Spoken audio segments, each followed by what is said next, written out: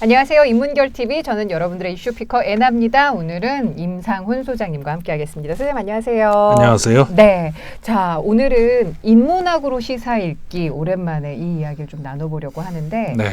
최근에 그야말로 정의란 무엇인가? 네. 너에게 네가 생각하는 정의는 무엇이니? 뭐 이런 이야기를 굉장히 가까운 지인들하고 종종 좀 얘기를 나누게 돼요. 여러 가지 사안들 덕분에라고 할게요. 네. 뭐 덕분에. 네. 그런 걸로. 네. 자, 그 가운데 선생님께서 선택적 정의라는 네. 것에 대한 이야기를 좀 해주신다고 하셨어요. 제가 오늘 선택적 정의 네. 이걸 이제 말씀드릴 주제로 가지고 왔는데요. 예. 말씀하신 것처럼 이제 너도 나도 정의를 부르짖잖아요. 그리고 그 정의가 좋아, 불의가 좋아. 근데 그렇게 물어봐서 불의가 좋아라고 할 사람은 없을 거 아니에요. 그렇죠. 그러니까는 정의가 좋은 것이라는 것은 누구나 동의를 하는데 그러면 만약에 정의가 어떤 하나의 형태라면은 모든 사람이 생각이 똑같을까라고 우리가 다시 질문을 할 수가 있잖아요. 네. 그렇지는 않을 거 아니에요. 그렇죠. 그러니까 그러면 생각이 다 다르면 누구는 나는 정의가 안 좋을 수도 있을 것 같아. 뭐 이렇게 생각할 수 있는 그것도 아니고 결국은 그러니까는 정의라는 것이 그러니까는 definition 말고 이제 그 justice 네. 그 정의라는 것이 하나의 형태가 아니라는 것을 우리가 인정을 해야 된다. 이게 이제 첫 출발점이라고 할 수가 있죠. 네. 그 지금 약간의 말장난인데 네. 정의의 정의를 한번 내려볼까요? 정의의 정의. 네. 그 Definition of justice를 네. 한번 해볼까요? 그 몇 가지를 그러니까 좀 조금 설명을 드릴 필요가 있는 것 같아요. 네. 그 한 인간이 이제 삶을 유지를 할 때 이제 가장 중요한 것을 우리가 이제 덕이라고 하잖아요. 덕. 네. 네. 정신적으로 지덕체 할 때 덕. 예, 네. 덕. 그러니까는 그 지라고 한다 그러면은 우리가 뭔가를 아는 건데 물론 제가 이제 그러니까 이 말씀을 드리기 전에 지덕체의 어떤 그 범주 네. 그거를 제가 동의를 하지는 않아요. 예. 그렇지만 어쨌든 그렇게 흔히 나누니까 흔히 이렇게 얘기를 하니까 네. 그걸 그냥 그대로 이제 받는다면 뭐냐면 제가 뭐 방송 이거 한 몇십 분에 못 듣고 하기도 아니고 다 깔 수는 없잖아요.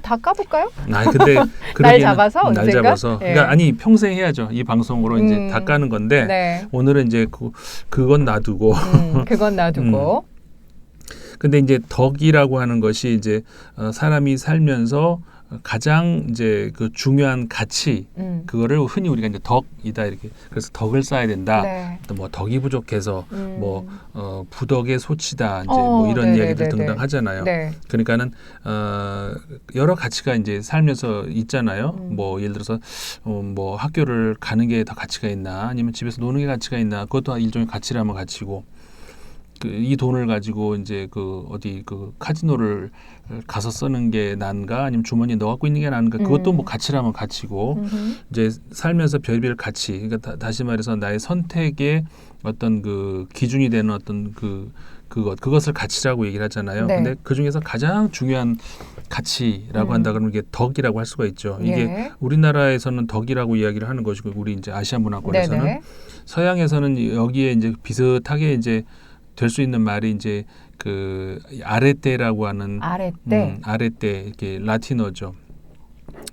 거기서 나와가지고 이제 요즘 영어에서는 그 virtue라고 얘기를 하잖아요. 네네네. 그리고 불어에서는 virtu 뭐 이렇게 얘기를 하는데 네. 이제 그게 결국은 전부 가장 어떻게 보면 그거보다 더한 가치 예를 들어 덕보다 더한 가치는 뭘까라고 하면 없는 거 그러니까 그게 어디인지 막연할 수는 있지만 그래도 예를 들어서 이제 이런 거 있잖아요 사랑 이렇게 얘기하면 사랑이 어느쯤에 내 감정 상태 중에서 어디쯤 가야 이걸 사랑이라고 할 수 있는가 이게 판단이 어렵잖아요. 네네. 그렇지만 어쨌든 간에 사랑을 넘어서는 더 그 아름다운 감정은 우리가 없다라고 하는 건 대충 인정을 하잖아요. 그러니까는 뭐 부모에 대한 사랑, 자식에 대한 사랑, 연인에 대한 사랑, 뭐 국가에 대한 사랑 등등 국가에 대한 사랑보다 더 할 수 있는 건 뭐가 있을까? 글쎄, 그냥 마지막 정점으로 생각을 하는 거잖아요. 그런 것처럼 중요한 가치의 마지막 정점을 덕이라고 생각을 하는 것이죠. 네. 근데 이제 그 많은 그 인간의 삶에서 이제 그 덕이 구현이 돼야 되는데 그 우리가 아까 이제 덕취하실 때 이제 지라고 얘기하셨잖아요. 네네네. 그러니까 이게 안다는 거잖아요. 네. 그러니까는 안다는 것은 인간은 이제 이 그 감각 기관을 가지고 하는 지각이라고 하는 것. 그러니까는 빛이 있어야 빛이 눈으로 들어가는 것이 감각이잖아요. 그러면 내가 앞에 있는 어떤 물체가 보이는 것이고 물체 중에는 익숙한 물체도 있고 뭐 처음 보는 물체도 있을 거고 그러면 그 물체가 어떤 역할을 하고 있다는 것도 이제 뭐 알게 될 거고 등등 이게 알아나가는 거잖아요. 네. 그 알미라고 하는 것. 그러면 이 세상에서 내가 안다는 것은 무지하게 뭐 끝없이 이제 나한테 펼쳐지겠죠. 근데 아는 것 같았다, 모르는 것 같았다 이럴 수도 있고. 예. 근데 그 알미라고 하는 부분에서 그러면 최고의 가치도 있을 거 아니에요. 그렇죠. 그래서 그 알의 최고의 가치 이거를 우리가 이제 뭐라고 부를 수 있냐면은 바로 진리라고 부를 수 있다는 것이죠. 그러니까는 엄밀히 말하면은 우리가 안다는 것과 진리라고 하는 것은 구별을 해야 되는 것이죠. 예. 예. 그래서 진리라고 하는 것은 가치의 문제라는 것. 그래서 그 본래 우리가 말하려고 하는 주제하고는 조금 멀 수 있지만 네. 그 우리가 이제 과학을 얘기할 때 예. 과학을 이제 진리를 탐구하는 것이다 이런 식의 표현을 가끔 해요. 네. 근데 그 정확하게 말하자면은 과학은 진리를 탐구하는 게 아니고요. 왜냐하면 과학은 가치의 학문이 아니라는 것이죠. 네네네. 과학이라는 것은 그 아까 말하는 그 알미라고 하는 알의 것. 단계. 그렇죠. 예. 알미라고 하는 것. 근데 네. 알인데 어떻게 하느냐? 가장 합리적이고 그 실험 가능한 검증 가능한 그런 암. 네. 그걸 내가 스스로는 검증을 못한다 하더라도 예. 어느 누군가가 검증을 할 수 있게 어떤 그 반박할 수 있는 여지를 남겨주는 네. 그런 그 발화체 이런 것들 우리가 과학적 그 발화체라고 하거든요. 네. 그러니까 과학이라는 것은 이 가치하고는 관계가 없는 거예요. 이게 무슨 좋은 거다 나쁜 거다 그런 문제하고는 예. 다시 말해서 과학은 진리를 탐구하는 학문은 아니고 합리적인 그리고 뭐라고 할까요? 가장 이해하기 쉬운 모델을 제시하는 것 이게 이제 과학인 것이고 그렇게 치면 네. 지금 교수님께서 설명해주신 그 지와 덕을 네. 그냥 우리가 편의상 그냥 지, 덕, 체 이렇게 구분을 하고 네. 마치 같은 층위에 있는 것처럼 이야기를 하지만 지금 선생님께서 말씀하신 거에 따르면 지와 덕의 약간 어떤 층위를 좀 나눠보자면 네. 덕은 조금 진리에 가까운 반열에 있는 거라고 판단해도 될까요? 그렇죠. 그러니까는 그 덕이라고 하는 것, 그러니까 진리라고 하는 것은 네. 그러니까 아주 쉽게 이야기를 하자면은 예. 지와 덕을 합친 것이 진리가 되는 것이죠. 아하. 근데 이제 합치는 것이 이렇게 합치느냐, 이렇게 합치느냐에 따라 달라질 수 있는데 그 알물 네. 그러니까 지라고 하는 것을 여기에 가치를 부여할 수 있잖아요. 네. 그러니까는 내가 아는 것 중에서 별 가치 없는 것들도 있고, 이거는 내가 알기를 잘한 것 같아. 되게 뿌듯한 그 알도 있고 그렇잖아요. 그 알의 가치들 중에서 그 최고의 아까 말씀드렸던 그 덕이라고 할 수 있는 거기까지 갈 수 있는 그 네. 이거를 진리라고 한다는 것이죠. 예. 그러니까는 두 개가 겹쳐지는 그렇죠. 부분들이 생길 수 있군요. 그렇죠. 그게 이제 진리라는 것이죠. 네. 그래서 이제 과거에 이제 플라톤 이후로 이제 우리가 진선미 이런 말을 많이 해요. 네. 의원이 아니고 난 잘 하다가 꼭 이렇게 아재 개그를. 예. 근데 이제 그 구도가 그러니까 사실은 잘못됐다는 거예요. 그 선이라고 하는 것이 이제 그 덕에 가까운 건데 네. 그 진이라고 하는 것은 그러니까 하나의 어떤 그 순수한 뭐 어떤 그 대상이 아니라 예. 그 지와 선이 합쳐진 것이 그게 이제 진이라는 것이죠. 그래서 그런 것이 이제 진리라고 할 수가 있는 것이고, 그러니까 진리라고 하는 것은 굉장한 덕이죠. 그렇죠. 근데 무슨 덕이냐면은 알의 덕이라는 것이죠. 알겠어요. 그런데 이제 인간이 살면서 그 알만 추구하면서 살지는 않잖아요. 그렇죠. 알을 추구한다는 것은 대상, 영어로 하자면 오브젝트라는 거잖아요. 내 앞에 볼펜이 있는 애, 이건 뭐 볼펜이 잘 나오네, 이번에 그러니까 내가 뭐 알아나가는 것, 오브젝트잖아요. 네네. 그런데 전통 철학에서 잘못 생각하고 있는 게 하나 있어요. 어떤 이야기들을 많이 하냐면은 여기 내가 눈앞에 있는 이런 건 오브젝트라 그러고 나는 그러니까 서브젝트 네네. 이렇게 얘기를 하는 그 경향들이 있는데 네네. 그 굉장히 잘못된 생각이고요. 그 인간에게는 오브젝트를 그 제어할 수 있는 그런 능력이 있고 서브젝트를 제어할 수 있는 능력이 있고 별개의 것이라는 거예요. 그러니까 이거는 내가 오브젝트로 판단하잖아요. 네. 그러니까 이거 이쁘네. 그리고 뭐 하다가 내 건가? 그리고 내 거 아닌가? 이럴 수도 있고 그다 다 썼네. 아예 아깝지만 버리자 이럴 수도 있는 거 아니에요. 이게 오브젝트예요. 네. 그런데 서브젝트라고 하는 것은 나의 발견인 거예요. 그러면 나라고 하는 것이 이게 오브젝트로 보일 수 있죠. 이거 뭐지? 이쁘네. 오브젝트로 보일 수도 있지만 그게 아니라 나에게는 이게 서브젝트 하나의 그러니까 쉽게 말해서 내 몸이라는 것이죠. 네네네. 어떤 그 사물이 아니라. 예. 그러니까는 나라고 하는 건 자아를 이제 알기 시작하는 것. 이게 이제 서브젝트에 대한 그 제어 능력을 가지게 되는 것이에요. 예. 근데 인간이 서브젝트에 대한 제어 능력을 가지지 못하면은 뭐 서브젝트 능력을 잃어버렸다고 오브젝트 능력까지 같이 잃어버린 건 아니잖아요. 그러니까는 서브젝트 능력을 이제 자아 능력을 잃어버렸다면은 보이긴 보이죠. 거울을 보면서 저건 뭐지? 이렇게 이런 거 똑같이 생겼는데 이렇게 된다는 얘기예요. 보통의 경우는 우리가 거울을 보면서 내 자아라고 자연스럽게 알잖아요. 근데 이게 자아라는 개념을 잃어버렸거나 아니면 아직 없는 경우, 이제 꼬마들의 경우, 아주 어린 아이들의 경우는 거울을 보면서 그렇게 느끼는 거예요. 오브젝트로 보여요. 네. 그러니까 저거 뭐지? 지금 뭐 움직이는 나랑 똑같이 움직이네 이렇게 될 수 있다는 것이죠. 그러니까는 그 자아를 느낀다는 것, 이게 주체 의식을 느낀다는 것이 바로 이제 그런 거라는 거예요. 네. 그런데 이 주체라는 것은 서브젝트라는 것은 굉장히 중요한 그 측면이 하나가 있어요. 뭐냐면은 이렇게 옆을 봤더니 나랑 똑같은 서브젝트가 또 있네 이런 걸 느끼는 것이죠.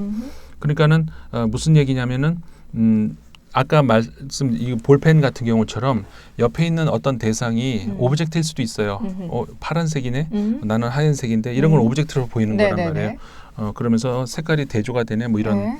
그런데 그 사람을 우리가 보통 사람을 볼 때는 그것을 보는, 물론 오브젝트로도 보이지만 많이 오브젝트로 보시는 분들도 계시잖아요. 그래서 제가 이제 특히 상품화되는 뭐 그 말씀을 드리려고 그러는데 예. 그 사람을 본다는 것은 뭐를 보냐면은 내가 아까 자아를 이제 그 인간은 자아를 찾는 거라 했잖아요. 네. 그러면서 옆에도 다른 자아가 또 있네 이제 이런 거예요. 근데 다시 말하면 나하고 굉장히 내가 가지고 있는 이 서브젝트 능력을 가지고 있는 뭔가가 또 있다 이런 걸 이제 안다는 것이죠. 이걸 인식을 해요. 그러면서 나하고 굉장히 그러니까 내가 소중하잖아요.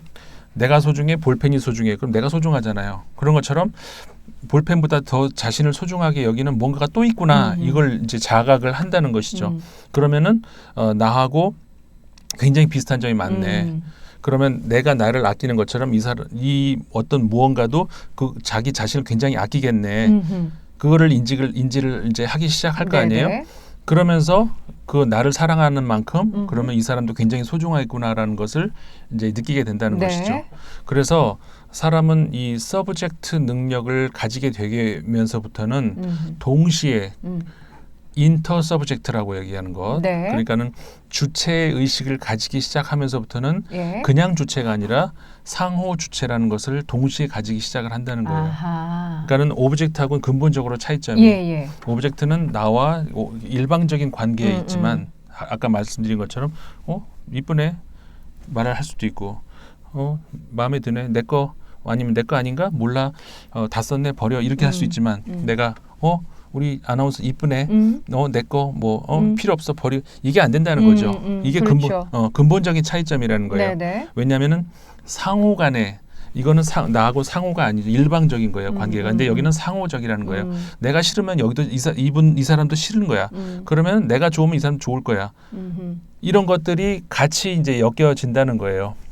그러니까 내가 갖고 있는 주체 의식만큼 네. 상대방도 그런 주체 의식을 갖고 있는 존재라는 걸 그렇죠. 서로 인정할 수 있는 것이 그렇죠. 바로 상호 주체. 예. 그러니까 주체 의식은 반드시 필연적으로 상호 주체가 필연적이라는 거. 네. 그러니까 주체 의식을 찾고 그 다음에 뭐 상호 주체를 찾고 그게 아니고 네. 그거는 동시에 이제 온다는 것이죠. 음. 그게 바로 뭐냐면은 그 인지 능력을 가진 인간 차원이 아니라 네. 그 사회적 능력을 가진 인간의 이제 시작이라는 거죠. 예. 여기서부터 시작이 되면 이게 이제 가족이 되는 것이고, 그렇죠. 뭐 국가가 되는 것이고 등등 음. 이렇게 나오는 거란 말이죠. 네. 그러니까는 그 사회에서도 아까 이제 그 이야기로 다시 돌아오면은 사회에서도 그러면 덕이 있을 거 아니에요. 그럼요. 그러면 알에서도 있었던 것처럼 네. 그러면 사회 관계에서 그러니까 아까 말씀드렸잖아. 내가 행복한 만큼 그러면 옆에 있는 이분도 행복을 이제 찾고 싶겠지. 내가 밥을 한참 안 먹으면 배고픈 것처럼 그럼 뭐 이분도 밥을 한참 안 먹으면 배가 고프겠지 이런 것들을 그러니까 수호지심 우리 맹자에서 말하는 측은지심 이런 것들도 똑같이 이 상호 주체 관계에서 때문에 나올 수 있다는 거죠. 그렇죠. 네. 그러면서 그렇다면은 이 관계는 내가 볼펜과의 관계하고 다른 차원의 관계라는 것이죠. 네. 그러면 이 차원에서 가장 우리가 덕을 말할 수 있다는 것이 무엇일까? 그게 바로 정의라는 거죠. 정의. 그러니까 정의 얘기하기 위해서 굉장히 시간이 길게 걸렸지만 아니요. 확연해졌어요. 그러니까 사회 관계에서의 네.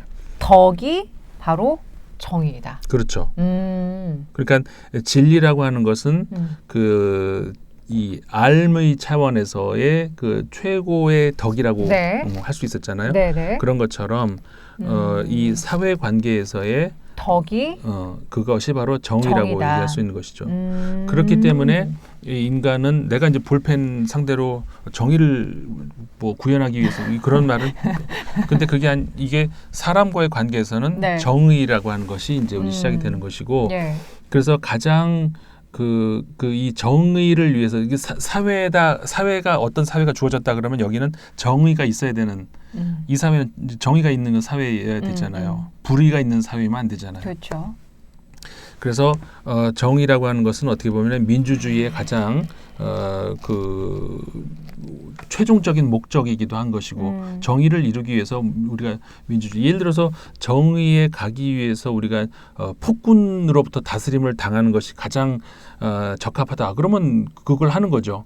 근데 정의로운 사회를 위해서는 어떤 그 한 사람에 의해서 다스림을 당하는 것보다는 다수의 뜻에 의해서 협의에 의해서 뭐 등등 이렇게 해서 하는 것이 더 정의에 가깝다라고 사고에서 발달한 정치 형태가 민주주의라는 것이죠. 예. 그러니까는 민주주의라고 하는 것은 정의 사회로 가기 위한 그 수단이라고 할 수가 있다는 것이죠. 네. 그래서 이제 우리가 사는 이유가 이제 그 사회적 삶으로서의 사는 이유가 그것이죠. 그러니까는 그 정의를 위해서 우리는 목숨을 바칠 각오까지도 막 되기도 하고 왜냐하면 그게 삶의 이유니까 그렇잖아요. 정의를 위해서 우리가 분노를 할 수도 있고 또 정의를 위해서 일어설 수도 있고 그러니까 정의라고 하는 것은 결국은 우리가 어떤 차원에서는 그 삶을 살아가는 그러니까 아까 진리는 다른 차원의 문제였잖아요. 그러니까 이게 우리가 이론화시키면 안 돼요, 사실은. 그 과거의 철학에서의 또 하나의 그 뭐라고 할까요? 그 오류가 자꾸 그 이론화시켜 가지고 생각을 하려는 이런 거였는데 최고의 가치가 뭐냐? 그게 아니고 이 알에서는 그거는 진리고 알에서의 최고 가치, 그 사회에서의 최고의 가치는 정의라고 하는 것이고. 그래서 그런 차원에서의 우리가 살아가는 이유는 정의다 이렇게 얘기를 할 수가 있다는 것이죠. 네. 자 그렇다면 요즘에 이제 정의 문제를 이야기를 할 때, 그러니까 뭐 그냥 얘기하죠. 뭐 이제 조국 장관으로 불거진 여러 가지 정치 문제들에 있어서. 저는 굉장히 좀 재밌는 현상을 겪고 있는 게 뭐 어떤 SNS들도 항상 보면은 나와 의견을 좀 같이 하는 사람들이 좀 이렇게 모이게 마련이잖아요. 근데 그 안에서도 굉장히 극명하게 갈리더라고요. 그렇죠. 예전에 뭐 촛불 전국만 해도 명확하게 이렇게 선과 악이 갈라지는 것처럼 명확하게 좀 이렇게 상대적으로 더 명확했죠. 명확했는데 이번 이 문제에 있어서는 내가 생각하는 정의에 저 사람은 부합하지 않아. 내가 생각하는 정의에 지금 상황은 부합하지 않아. 뭐 이런 식으로 생각을 하고 이렇게 좀 굉장히 상대적으로 많이 쪼개졌어요. 네. 네, 이번 조국 장관 사태에 있어서는. 네. 근데 그때 각자가 부르짖는 정의는 지금 선생님 설명대로라면 사회관계에서의 최고의 덕이라는 건데 네.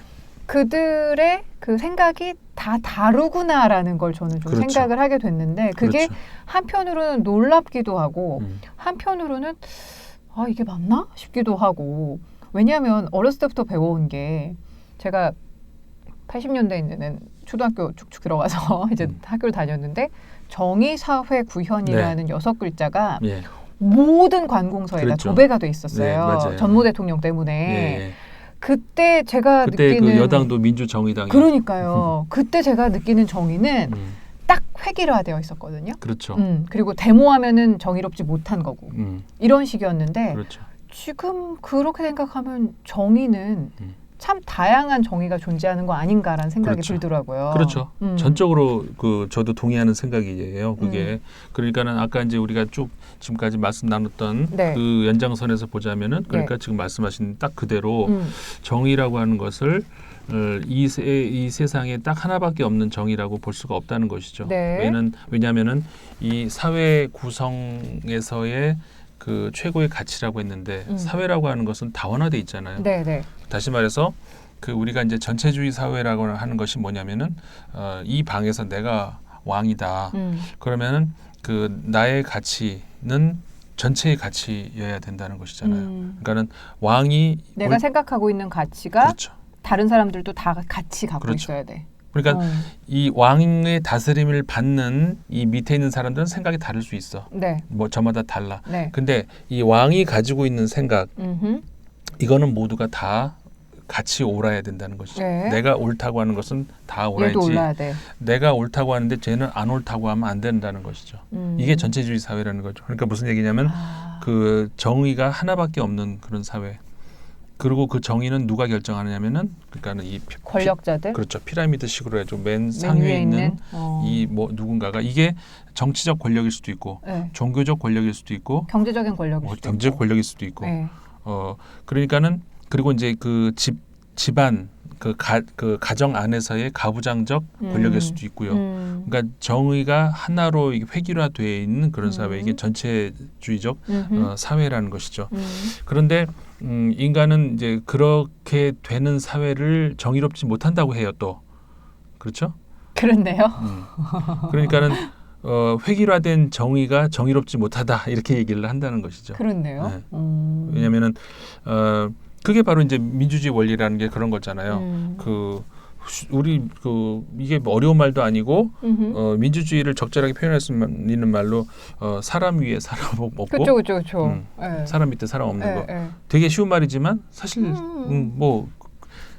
그만한 말이 또 참 없어요. 맞아요. 아주 간단한 말이죠.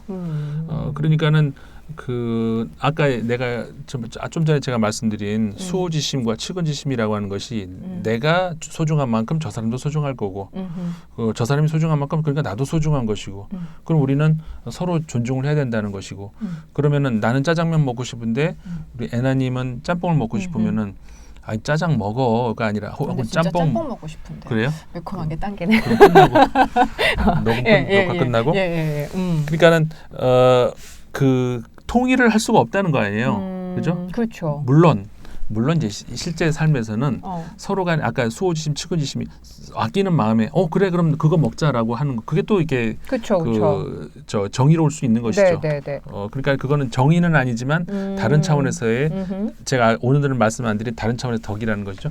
그런데 어쨌든 간에 이게 그러니까 사회 우리만 놓고 얘기를 하자는 얘기예요. 어떤 그 윤리 이런 걸 빼놓고 그 사회에서의 그 최고의 덕을 정의라고 했으니까 그러면은 내가 먹고 싶은 게 있고 저 사람이 먹고 싶은 게 있는데 그럼 이걸 하나로 획일화시킨다는 건 어렵잖아요. 네. 그러니까는 다 존중을 받아야 된다는 것이죠. 네. 물론 이 해결을 어떻게 할 것이냐 그 문제에 있어서는 이게 다수결이 될 수도 있고 아니면 끝장 토론이 될 수도 있고 뭐가 되든 간에 어떤 과정을 거쳐서 그렇죠. 서로 타협을 하거나 그렇죠. 예, 절충할 수 있는. 그렇죠. 근데 이게 처음부터 뭐가 맞다라고 하는 것은 어느 쪽이 더 정의롭다라고 하는 것은 우리가 생각할 수가 없는 것이고 그러니까는 결국은 정의라고 하는 것은 누구에게나 그리고 사람이 사는 만큼 정의는 다양하다라고 네, 네, 네. 이야기를 해야 된다는 것이죠. 근데 그거를 그러면 그렇게 표현할 수도 있을까요? 정의는 굉장히 상대적이고 그렇죠. 다양하다. 그렇죠. 정의는 상대적이다. 이렇게 요약을 지금까지 우리가 한 20여 분 이야기를 한 것을 그렇게 요약을 할 수가 있죠. 상대적 정의. 그렇죠. 그러니까 정의는 절대가 아니다. 절대적인 정의라고 하는 것은 없고 그것이 바로 그 전체주의적 사회의 그 가치관이었던 것이고 민주주의 사회로 올수록 정의를 절대 위치에다가 놓으면 안 되고 모든 정의는 상대적이다. 이렇게 이야기를 해야 된다는 것이죠. 자, 그런데 네. 요즘에 좀 문제가 되는 건 너의 정의, 나의 정의가 따로 있다는 말씀이신데 네. 그러할 때 나의 정의의 잣대로 봤을 때 저 사람의 정의는 받아들일 수가 없어. 네. 그래서 나는 저 사람과 타협하지 않을 거야 라고 등을 돌리는 사람들이 많단 말이에요. 네, 네. 그리고 또 거꾸로 나의 정의의 기준으로 봤을 때 저 사람의 정의는 나와 맞아. 그래서 저 사람의 행태는 내가 봐줄 수 있어. 네. 약간 이런 식으로 좀 뭔가 선별적으로 네. 적용을 하고 있는 것 같거든요. 네. 그러니까 정의가 그렇게 상대적으로 다양하다면 네. 그 정의를 갖고 있는 잣대에 대해서도 좀 어느 정도 내가 인정받고 싶은 만큼 저 사람의 정의에 대한 생각도 인정을 하는 게 맞다라고 네. 하고 끝나는 게 아니라 네. 내 정의랑 안 맞네? 난 쟤랑은 상종하지 않을 테야. 그리고 나의 정의에 제가 쫓아오지 않는다면 나는 저 사람은 불이라고 보고 끝까지 응징하겠어. 네. 이런 식으로 가고 있는 행태들이 많잖아요. 그렇죠. 그 부분에 대해서 어떻게 생각하세요? 우리가 자유를 이야기를 할 때 네. 자유롭다라고 하는 것은 이제 끝이 어딜까? 제한을 하면은 구속을 받으면 자유가 아니잖아요. 그러니까는 구속을 받지 않는 것이 자유인데 네. 그러면은 이 자유라고 하는 것이 아까 말씀드린 그 사회적 문제로 이렇게 건너오면은 네. 그러니까 자유 자체는 사회하고는 이제 별개의 다른 문제거든요. 네. 근데 모든 인간 삶은 하나로 이렇게 결국은 이렇게 수렴되잖아요. 네. 그 인간의 모든 퍼포먼스는 하나로 이렇게 수렴된단 말이에요. 그러니까 이 자유의 문제도 이 사회의 문제로 이렇게 같이 중첩될 수도 수렴될 수도 있다는 네네. 거예요. 그러면은 부딪히는 것이 내 자유가 상대방 자유하고 충돌할 수 부딪힐 있다는 때. 거죠. 나는 여기서 팔을 좀 뻗고 싶은데 이 사람한테는 그 자유를 구속당하는 거죠. 왜 내 앞을 가려 이렇게 되는 거잖아요. 그렇기 때문에 우리가 자유를 얘기를 할 때는 사회적 차원에서 얘기할 때는 자유의 한계는 남의 자유를 침범하지 않는 선 거기까지가 나의 자유의 선이다라고 네, 얘기를 네. 하잖아요. 네. 이제 그렇게 이제 우리가 이제 그 한 사회를 구성할 땐 정해놓는 것이죠. 그런 것처럼 정의도 얼마든지 나의 정의, 너의 정의, 그 사람의 정의는 보장을 받아야 되는 것이. 나는 이게 정의롭다고 봐. 저 사람은 저게 정의롭다고 봐. 이렇게 얘기를 할 수 있는 것이죠. 근데 그 상황에서 나의 정의를 구현하려고 하다 보니 저 사람이 생각하는 정의를 침범할 수가 있는 것이죠. 그러면 그거는 그 나의 그 정의로만 놓고 보자면은 좋은 덕일지는 모르지만 상대방의 아까 말씀드린 상호 주체성을 침범을 했죠. 네네네. 상대방의 정의를 침범했잖아요. 네네. 그러니까 그거는 거기까지 가면 안 되는 것이죠. 그래서 각자의 모든 사람들은 자기의 그 정해진 선 안에서 아까 자유의 경우처럼 네. 상대방의 그 영역을 침범하지 않는 선에서 그 자유를 찾고 정의를 지키고 이제 해야 된다는 것이죠. 그러니까 이제 정의가 상대적이기 때문에 그 이 방 예를 들어서 이 방 안에서 이제 이 방에서도 지금 최소 2명이 있잖아요. 그러니까는 여기서도 이제 정의가 이제 있어야 되는 것이죠. 근데 이 방에서 여러 가지 내가 생각하는 정의가 있을 수 있어요. 예를 들어서 녹화를 하는데 이렇게 사람을 굶겨가면서 하면 안 된다. 좀 먹어가면서 해야지. 이거는 정의롭지 못해. 그래서 지금 녹화 끊고 나가서 먹고 들어와서 하는 것이 정의야라고 네. 생각할 수 있잖아요. 근데 애나님은 그렇게 생각 안 하고 다르게 생각할 수 있잖아요. 한 번 했을 때 끝까지 하고 그쵸. 그리고 나서 이제 그럴 수도 끝나고 있죠. 마음 편하게 밥을 먹는 것이 더 나아라고 그리고 그게 이제 정의롭다라고 얘기할 수도 있잖아요. 근데 이게 이제 충돌이 일어날 때 네.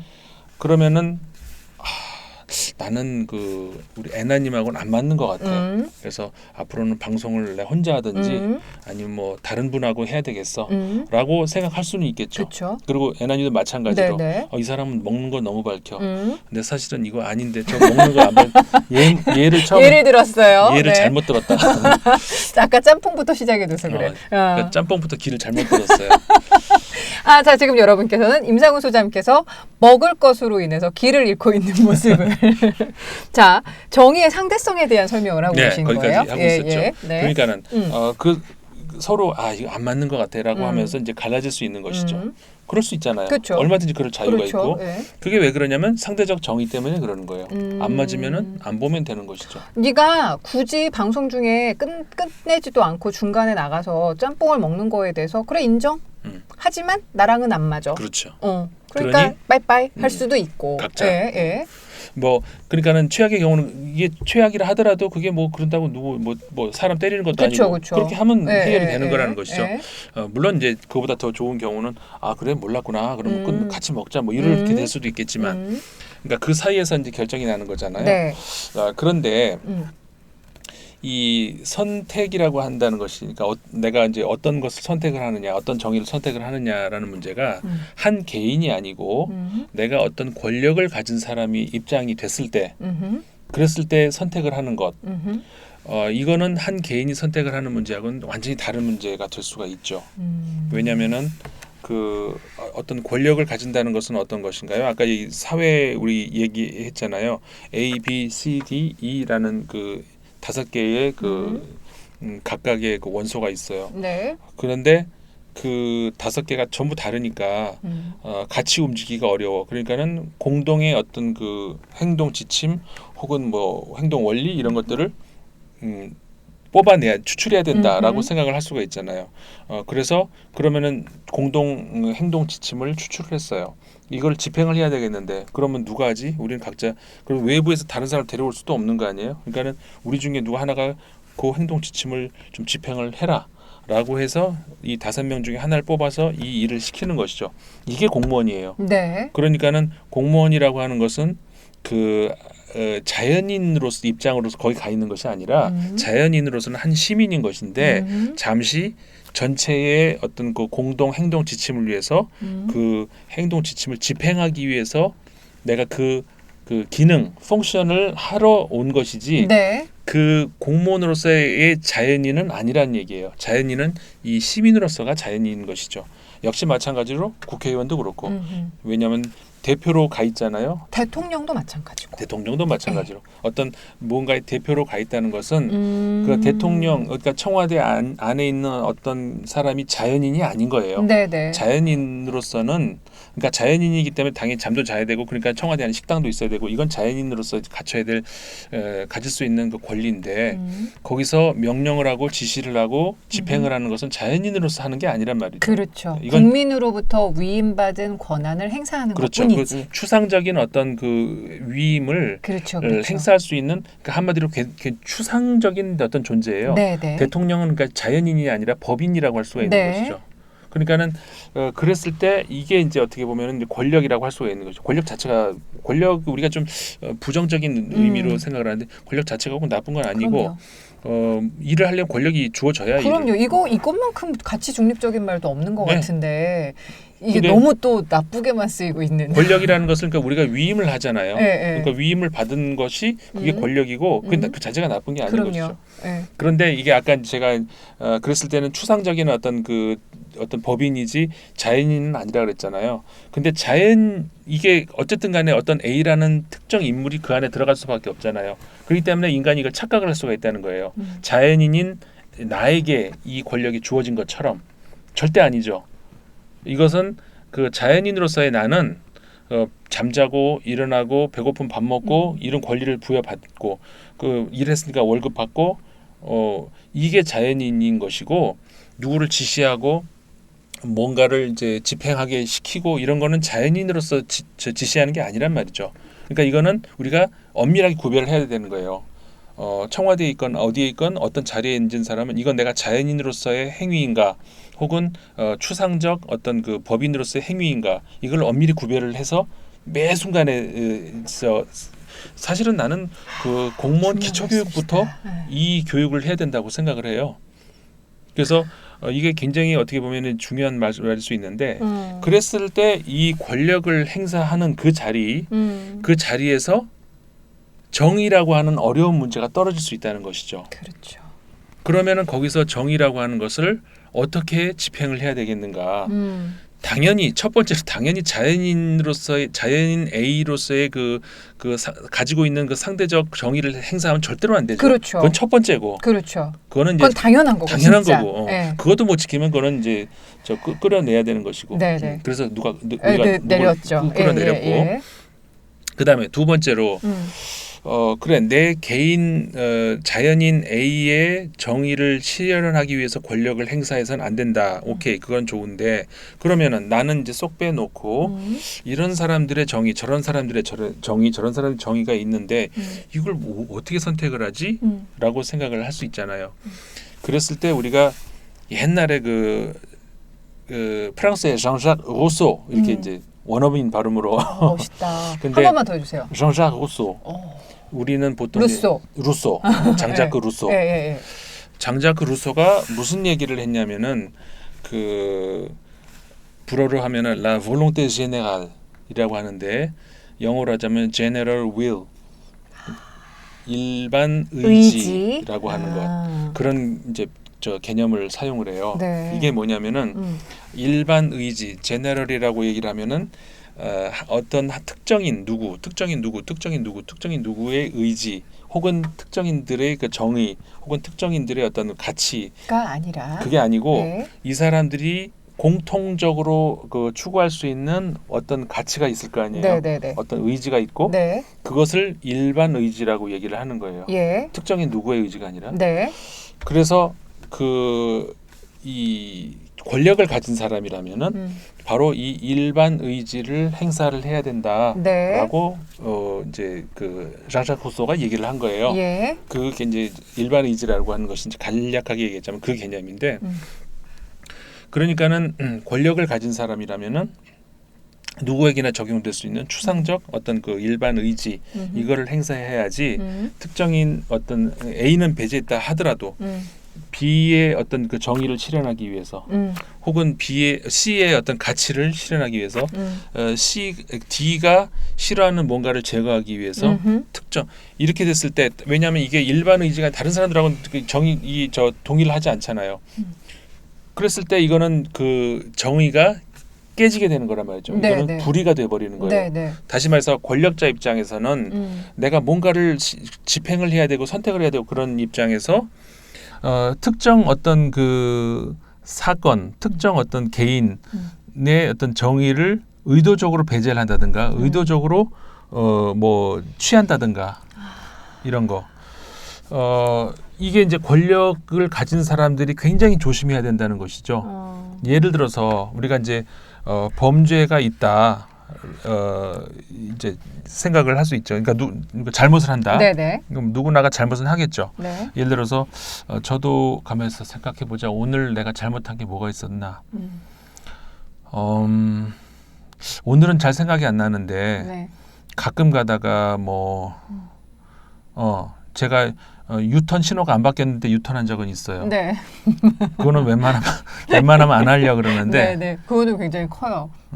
근데 그 TBS 앞에 보면은 네. 이렇게 노란 선이 이렇게 있는데 네네네네. 거기서 요거만 싹 돌면 좌회전만 하면 들어가는데 참 좋겠는데 안 그러면은 이게 한참을 가서 길게 가서 한참 유턴해야 되죠. 그래서 그거만 싹 돌면 그리고 거긴 차도 별로 안 다녀. 네네네. 그리고 뭐 아침 6시야. 네네. 그러면 엄청난 유혹이죠. 네. 거기서 한번 샥 도는 이런 적은 네. 있어요. 네네네. 여기서 이제 고백을 한번 괜찮아요. 하고. 네, 네. 근데 이제 자주는 안 해요. 어쩌다가 한 달에 한 번 오시니까 지금은. 네, 그렇죠. 예. 많아야 한 달에 한 번. 그 한 달에 한 번도 안 하고 그러니까 1년에 몇 번 하나마나 네, 뭐 네. 이런 하여간 네. 그러는데 그러니까 그런 잘못을 했다 이 말이에요. 그러면 정의롭지 못하잖아요. 왜냐하면 그 이건 개인의 가치가 아니라 왜냐하면은 그렇게 하면 누구나 다 내가 해도 된다면은 아까 말씀드린 그 그 상호 주체니까 그럼 다른 사람도 다 해야지. 근데 다른 사람 다 하면은 난 또 싫어할 거 아니에요. 아, 또 다 쫓아하냐? 그냥 나 혼자만 하면 괜찮은데 모든 국민이 모든 아무 데서나 유턴을 해버리면 또 난 싫어할 거 아니에요. 그러니까는 그 사실은 내가 하면 안 되는 건데 그런데 어차피 그 이게 이런 식의 작은 거 아닌가? 작은 게 아닐 수도 있어요. 네. 그런 실수를 사람들이 하나씩은 할 거 아니에요. 예를 들어서 뭐 누구는 가만히 이제 생각해 보니까 음주운전을 한 것 같아. 아니면 누구를 가만히 생각해 보니까 뭐 세금을 좀 이렇게 덜 낸 것 같아. 싹싹 해가지고 뺀 것 같아. 이런 것들이 조금씩은 있을 그렇죠, 거라고요. 그렇죠. 이게 전혀 없을 수는 아마 없을 거예요. 네네네.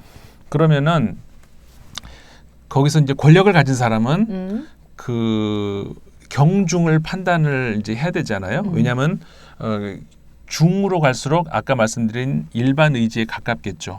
그러니까 무겁겠죠. 네네. 예를 들어서 수천억을 뭐 갈취를 했다. 근데 세금을 이제 막 포탈했다. 예를 들어서 내가 누구 친구 주머니에서 저기 1,000원짜리를 하나를 뺐다. 이것도 저기 잘못된 거지만 이거는 그 일반 의지를 아까 말씀드린 일반 의지를 침범할 만큼의 어떤 그 무게감이 크진 않잖아요. 그렇죠. 그 누가 다른 사람이 그걸 저희도 아유 몰라 그건 니들이 알아서 하고 신경 안 쓸 문제죠. 근데 그 수천억을 누가 이렇게 그거는 누구나가 공분할 수 있는 그런 문제잖아요. 그러니까 그 아까 말씀드린 general will 이 저 일반 의지를 침범하는 것에 이제 가깝다는 것이죠. 그래서 권력을 가지고 어떤 사법적 어떤 판단을 할 때는 이 경중의 이 무게가 굉장히 중요하다는 것이죠. 네. 그리고 아까 처음에 말씀드린 것처럼 A라는 사람의 것만 혹은 B라는 사람의 것만 그게 아니라 만약에 A라는 사람에게 이게 굉장히 무거운 문제였다면 B라는 사람에도 무거워야죠. 그런데 그렇게 따지면은 작은 범죄들은 누구나 하나씩이나 다 있는데 이거를 다 처벌할 수 없잖아요. 그래서 권력을 가진 사법기관은 잔챙이 범죄들은 처벌을 못 한다는 것이죠. 왜냐하면은 그걸 다 그러니까 물론 처벌을 눈 감아주는 것이 정의라는 의미가 아니라 이 많은 상대적인 정의 중에서 취사 선택을 할 수밖에 없는데 그럼 내가 거기서 무언가를 특정 의도를 가지고 무언가를 선택을 하는 순간부터 다른 쪽 입장에서 보기에는 불의하게 보인다는 것이죠. 그래서 이 권력을 가질수록 어떤 그 정의를 실현한다는 그런 차원에 있어서는 굉장히 조심을 해야 되는 것이고 이게 그 선택적 정의라고 얘기하는 우리가 말하는 그 정의가 그런 의미에서 선택적으로 가서는 절대로 안 된다. 이게 한쪽으로 치우쳐진다는 것이잖아요. 특정한 목적을 가지고 어느 개인을 쥐잡듯이 샅샅이 뒤져가지고 나올 때까지 완전히 뭐 멸균하듯이 안 나와? 그럼 더 뒤져. 안 나올 때까지 뒤져. 이런 식으로 하는 그 정의가 과연 정의롭게 보이겠는가라고 하는 것이죠. 네. 이것이 어떤 그 예를 들어서 어떤 그 A라고 하는 사람이 있는데 그 사람이 역시 권력자예요. 그래서 권력으로부터 어떤 행사되는 무언가에서 다른 사람들에게 많은 어떤 그 큰 피해가 갈 수 있는 어떤 피해가 있다라고 하면은 피해를 행했다라고 하면은 그거는 이제 그 수사의 대상이 되겠죠. 네. 그런데 다른 사람들에게 그렇게 피해가 많이 갔을까라고 싶은 이 정도는 다른데 뒤져봐도 그러면 요즘에 왜 그 검찰한테 시민들이 하는 얘기 하나 있잖아요. 세월호 때 이만큼만 하지. 또 뭐 때 이만큼만 하지. 뭐 때도 그때도 이만큼만 하지. 이런 거. 이게 바로 선택적 정의라는 것이죠. 다들 그만큼 했으면은 그 사안마다 만약에 이만큼 했다면은 이렇게 불만을 갖지 않는다는 거예요. 왜 그때는 그러면 그런 잣대를 대지 않고 여기다가만 그런 잣대를 댈까? 여기에 대해서 시민들이 불의를 느낀다는 것이죠. 물론 거기에 대해서 불의를 왜 잘하고 있구만이라고 생각하는 사람도 있겠죠. 네네. 그 사람들은 그 사람들의 정의가 있겠죠. 네. 그 사람들의 정의를 탓하고 싶은 생각은 없어요. 네. 왜냐하면 하지만 권력을 가진 그렇죠. 쪽에서 그러니까 개인 자연인으로서의 그런 정의에 대한 선택은 상대성은 인정을 해야겠지만 권력을 가진 집단, 그러니까 앞서 말씀하신 그 자연인으로서의 정의의 선택이 아니라 권력을 가진 자 또는 권력을 가진 집단이 이런 식으로 정의를 선택적으로 행사하는 것은 그렇죠. 우리가 경계할 수밖에 없는 상황이라는 말씀이신 그렇죠. 거죠. 그런 것을 이해됐어요. 그 선택적 정의라고 이제 볼 수가 있는 것이고 그런 선택적 정의는 불의를 범하게 되는 그런 위험이 굉장히 크다.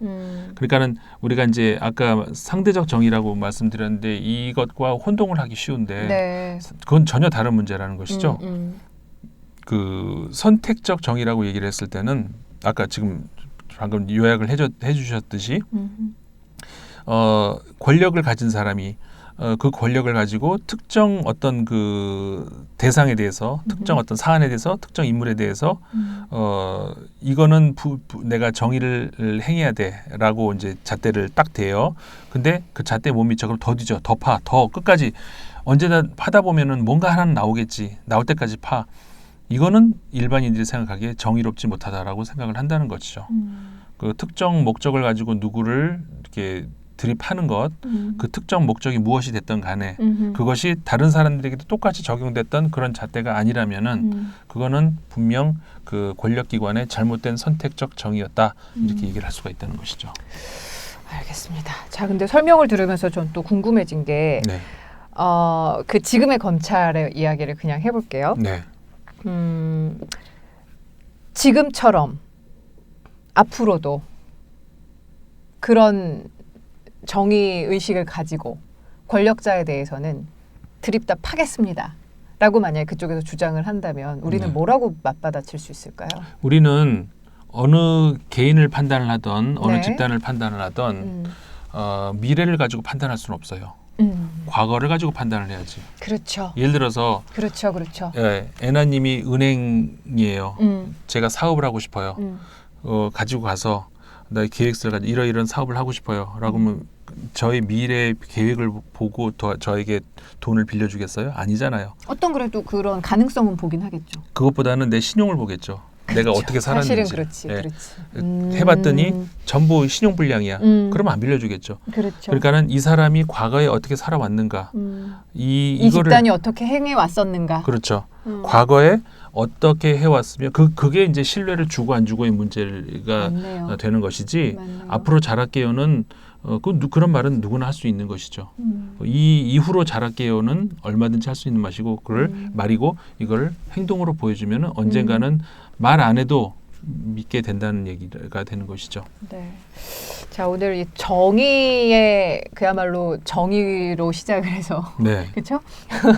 정의가 무엇인지에 대한 공부부터 시작을 해서 정의의 상대성에 대한 이야기도 확실하게 이해를 했고요. 네. 그리고 더불어서 이 정의가 어떤 권력을 가진 집단에 의해서 선택적으로 행사가 될 때 우리는 어떤 그 반감이 드는지에 대해서도 조금 인문학적으로 저는 지금 확고하게 좀 이해가 됐어요. 그 롤스라고 하는 철학자가 있는데 그 사람의 그 말하려고 했던 의도 그거를 이제 한번 말씀을 해드리면서 제가 지금 제가 말씀드린 것하고 한번 비교를 해드릴게요. 그 정의라고 하는 것, 이 정의의 지향점은 네. 특정 개인이 아닌 사회 기본 구조에다가 초점을 맞춰야 된다. 이렇게 이제 이야기를 했어요. 이것이 이 한 문장만 가지고 보면은 글쎄 좋은 말 같은데 너무 추상적이고 무슨 말인지 잘 모르겠다 싶을지 모르겠지만 지금까지 제가 한 50여 분 이야기했나요? 네. 그런 그것하고 같이 한번 생각을 해보시면은 그 얼마나 이 정의의 잣대가 한 개인에게 들이대 가지고 아까 말씀드린 것처럼 그런 그것이 과연 정의일까? 음. 어떤 사회 기본 구조에다가 초점을 맞추는 그런 정의가 그 제대로 된 정의다. 물론 우리 검찰 얘기가 나왔으니까 네. 그 현재 우리나라에서 이제 벌어지고 있는 이 조국 사태에 대해서 네. 장관이 된 다음에도 네, 사태 네, 연장이잖아요. 네, 네, 그 유죄 무죄 판단 여부는 나는 완전히 배제하고 하는 네, 얘기예요. 네, 네. 무죄일 수도 있고 유죄일 수도 그럼요, 있어요. 그건 아직 뭐 모르니까. 저는 알 바가 아니고 예. 아니 알 바가 아닌 게 아니라 알 수가 없는 것이고 예.